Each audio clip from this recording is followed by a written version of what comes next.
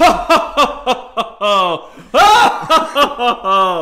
hello, and welcome to another very special edition of the Brew Review Crew. It's Christmas Day. I'm Santaron, and this is my little buddy, Corey the Elf, and we're here to bring you the Christmas edition of the 25 Days of Beers and Cheers. Corey the Elf, tell them what we have. Well, we have Reindeer Games by Clown Shoes. Glub, glub, glub, glub, glub, glub, glub, glub, glub, glub, glub. Yes, Corey and I would love to send a huge thank you to Clown Shoes themselves. Thank you, Brian at Clown Shoes, for hooking us up with this beer. We cannot wait to dive in. Yeah. We saved it especially for Christmas Day because we know Clown Shoes has terrific beer, and we think this one is going to be awesome. This Reindeer Games is a Bavarian IPA made with some cool, different Bavarian type malts. Yeah. It's going to give us a slightly different taste and some of those nice earthy hops, hopefully. Some of the Bavarian style hops as well. So I'm really excited. I don't know what to expect.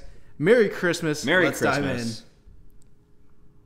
Really awesome hop forward aroma. Yeah, it's very lemony, a little bit like a lemon pledge, lemongrass, a little bit like that. Citric, tart, but bitter tart. I get like some really juicy fruits in there. Yeah. Oh, strawberries, tangerine, pineapple, just really juicy fruit. Oh yeah. Gosh, that smells so good. This is right up my IPA alley. This to me is like heaven for what an IPA should smell like for me. Yeah. And it smells so good. So tropical, so fruity, so hoppy, so great. I cannot wait to get in there. I'm excited. Let's dive in. Merry Christmas. And happy holidays. Happy holidays. Cheers. Cheers. That is fantastic. Oh my gosh, is that good? That has got a great balance. It does have bitterness in the back, but those, I don't know if it's the Munich or the Bavarian Red X, whatever you want to call that, but it gives it nice sweetness to go along with the bitterness. It's a very balanced IPA. I mean, I'm getting some nice notes here of like tropical fruits, a little bit of orange peel and tangerine and a little grapefruit. I mean, it's citrusy, but it's also sweet and caramely. A nice little like toffee, dark roasted back note.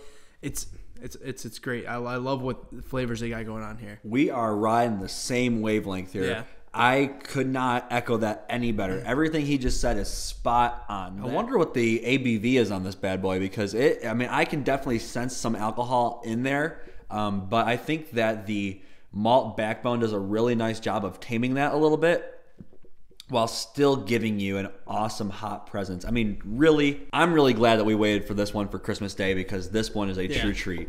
Yeah, and unfortunately for me, I'll admit this doesn't scream Christmas. You could have given me this any day of the year and I wouldn't have been like, that's a Christmas beer. But I would have said, that's a great IPA. Because this is supposed to be a great Christmas ale, and I'm just kind of getting ale out of this. But nonetheless, really good beer. Ron, what do you think of this beer? What do you think of Reindeer Games? What are you going to give it?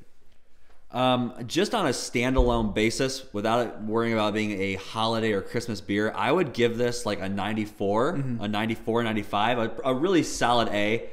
I love this hop lineup and the way it plays with the malts. I think it's done really, really well. I wish it was just more holiday themed, maybe some of those, holiday spices, but on its own, a solid A. Yeah, and I would agree. I'm going to go 93. I think it's a great representation of how to do an IPA without being so bold that it's undrinkable. I don't know why they insist on calling this a holiday beer, though. And this isn't the first. We've said this a couple times in the video already.